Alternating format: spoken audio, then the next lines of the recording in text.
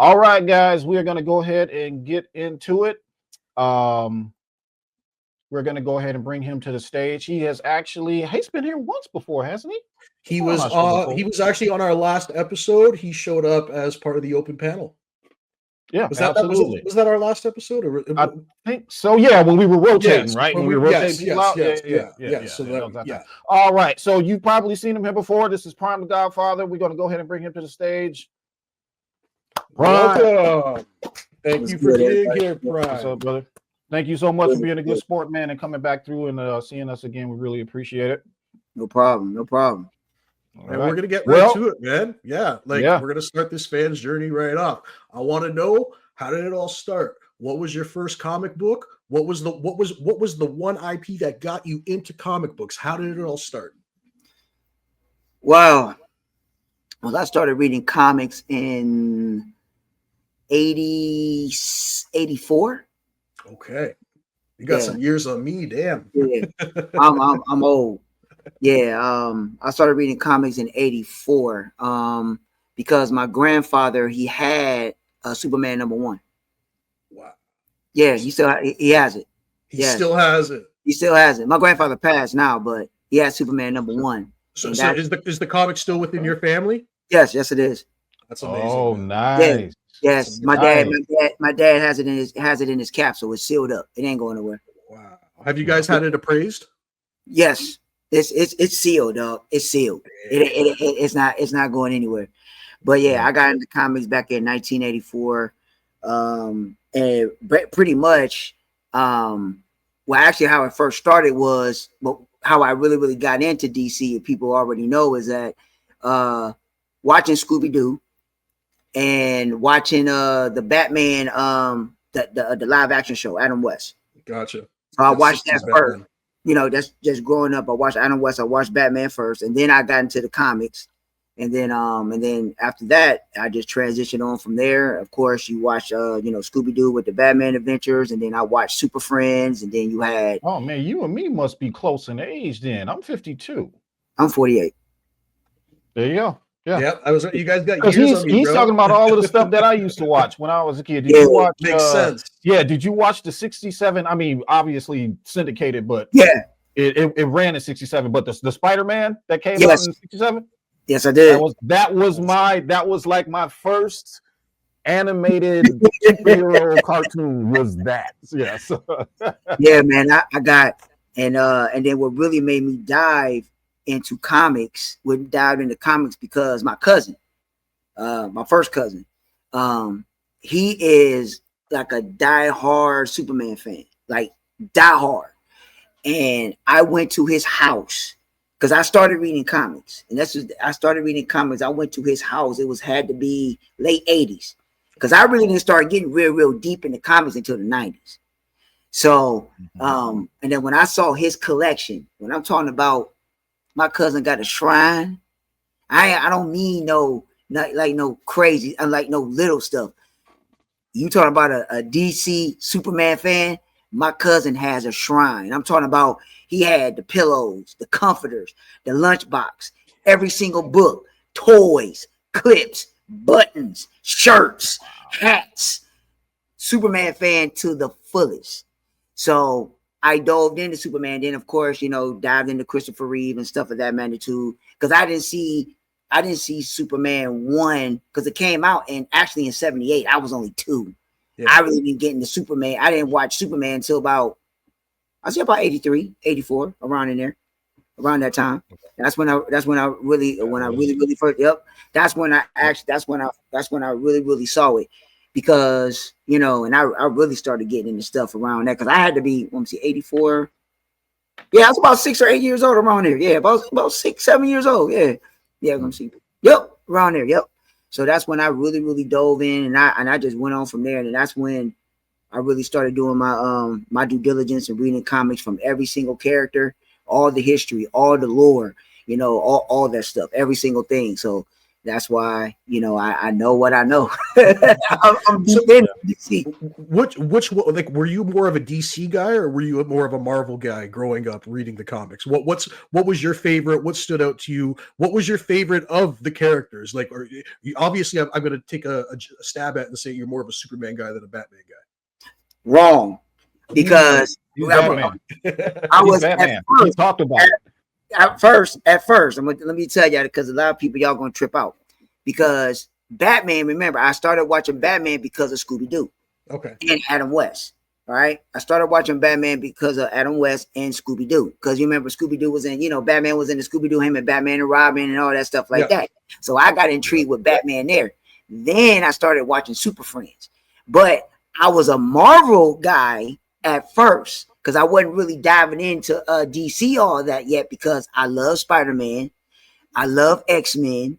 Because what was the first thing? Because Spider-Man came out first because of the Spider-Man show. And then, of course, the Incredible Hulk with, what was his name? The live action Incredible Hulk show with Lou Ferrigno.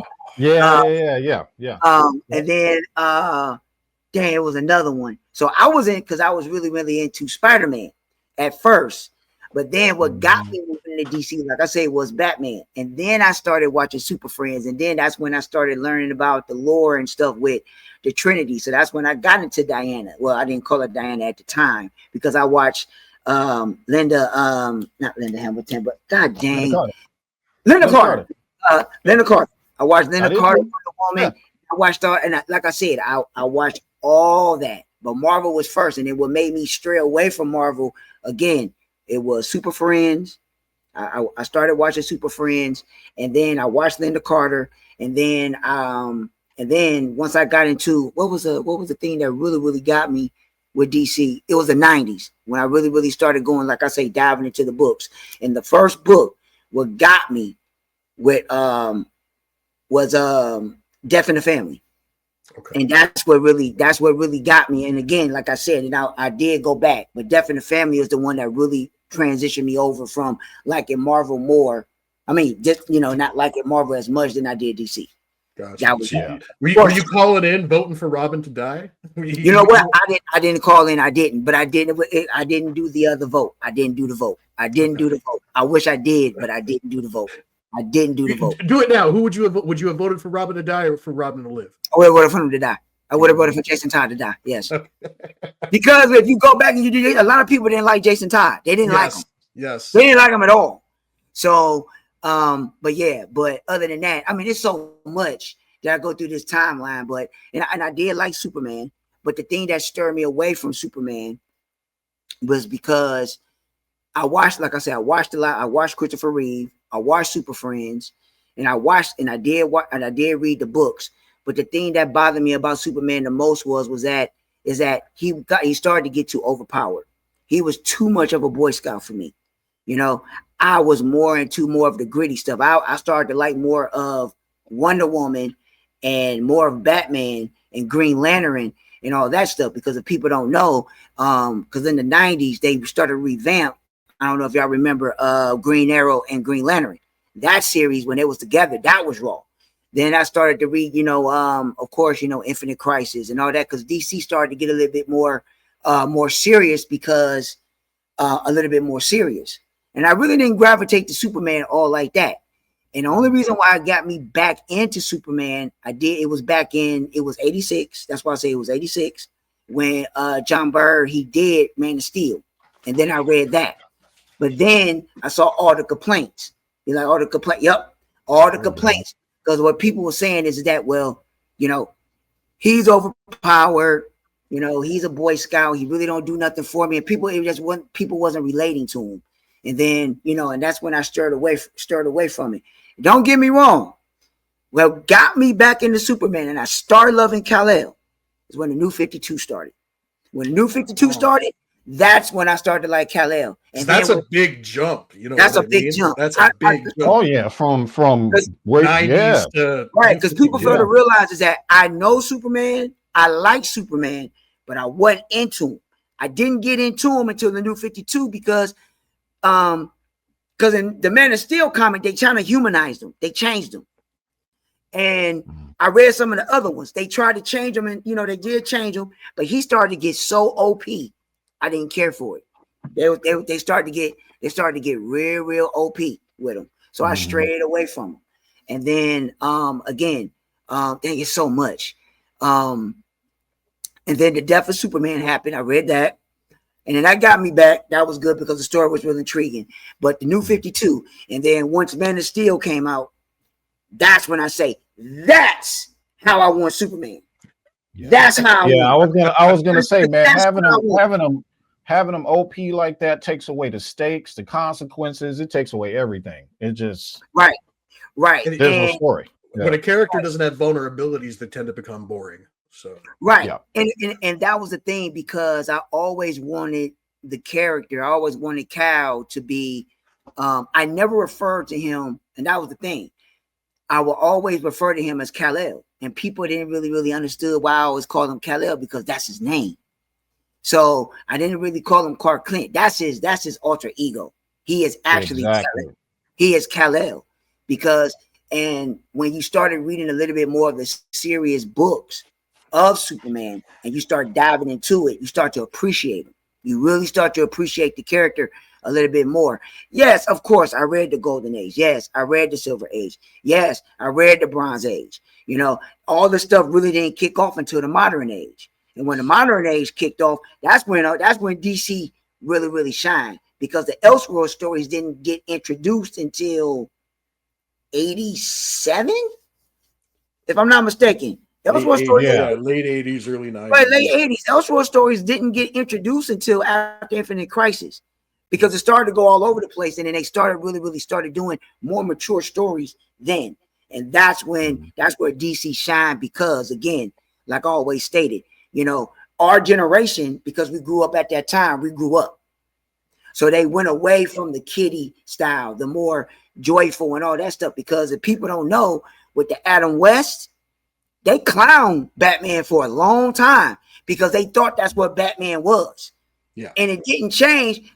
I'm all over the place because it's so much from that time frame. Forgot about Michael Keaton. No, you're right. And you make an interesting point, man. And basically, if you boil it down to just that, that's basically what this fight is about. As silly as it sounds, it's just it's a generational fight.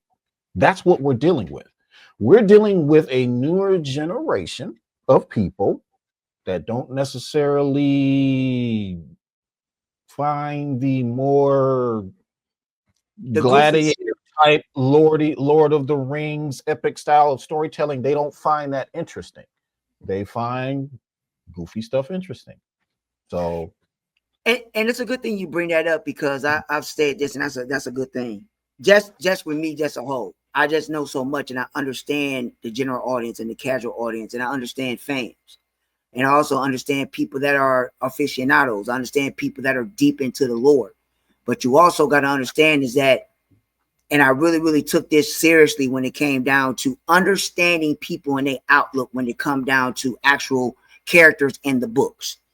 They gravitate to one particular style, right? And one version. Everybody's got that one version of their character. One version, and people fail to realize there is a very big difference between actual source material and pop culture. Pop culture is what took over, and people are more, they gravitate to pop culture. For people that don't understand what pop culture is film. Pop culture is animation. It's not the actual source material. Don't get me wrong. Some of the films and some of the actual animations might put some of the material and gravity might put it in there. But when you actually dive into the actual source material in the books, which a lot of individuals, they don't understand where a lot of the evolution and the different iteration, the different versions of the characters or where they come from. Because a lot of people are so stuck in continuity.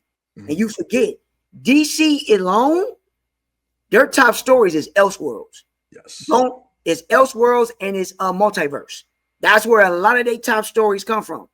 But that's where the disconnect comes. Because because a lot of people, and like I said, I got more, like I said, just with Superman, I got into the New 52. And the only reason why the New 52 failed, it started off fantastic. I was happy for the New 52. I really was. All right.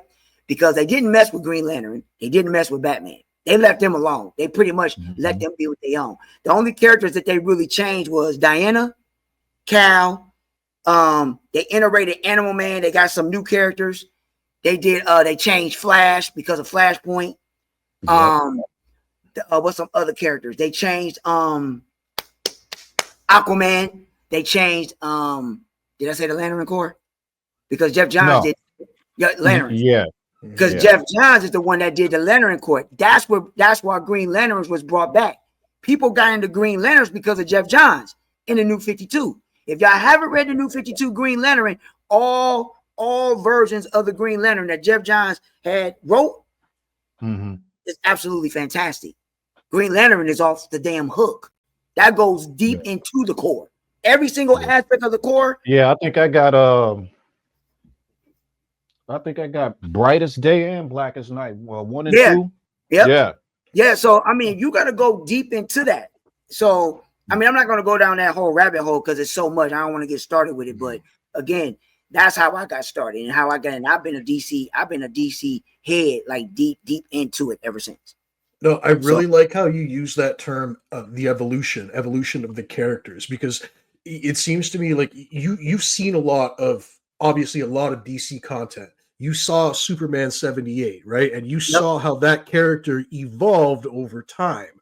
So I want you to kind of expand on that. I want you to kind of touch on why that evolution from Superman 78 to what Zack Snyder did in Man of Steel was necessary, and why that had to happen. It was necessary because people were not relatable to the character. I always tell people this: you know Superman, but do you know Superman? Do you know the actual character? And the reason why, let's go back to the early 80s, and let's go into the beginning of the 90s. Superman wasn't selling. For the people that don't know, Superman wasn't selling. And for the people that don't really know this, if y'all know, y'all know. But if y'all don't know, I'm gonna give y'all a history lesson on this. Superman was well known. He's a well-known character. He's the top pillar of all type of characters. But his books wasn't selling. His popularity had declined. And you would think, well, of a character of this caliber, people wasn't interested in the character. What they were saying, like I said before, he wasn't relatable. He was too much of a Boy Scout. The way the writers was writing him, they made him so much of a goody two-shoe. It got to the point where now, when you look at individuals' reaction, it's like Superman can do everything and anything without no repercussions or consequences. Thank you. What's the problem? That is our problem, people. That is exactly why we like Zack Snyder's Man of Steel. That's why. So if you are listening, that's what we've been saying the whole time. Every Superman was a goody two-shoes. How many times can you tell the same story about a one-dimensional character in a box? You can't. You have got to tell that story better than that. Superman is more than being from Krypton, being the Man of Steel, and having all these powers. He is. The man grew up with regular people. How more relatable can you get than that? Exactly. He grew up with regular people. He got bullied like regular people. Come on. I don't understand why if you see yourself in him, reflected in him, and reflect and see his flaws, why that's a problem. Why is that a problem?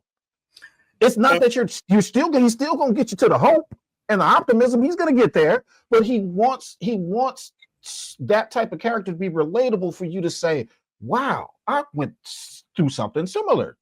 I was bullied when I was a kid. I identify with this guy. Like Rock said, Rock identifies because he's got twin boys. He identifies with mostly with Tyler Hoechlin, Superman.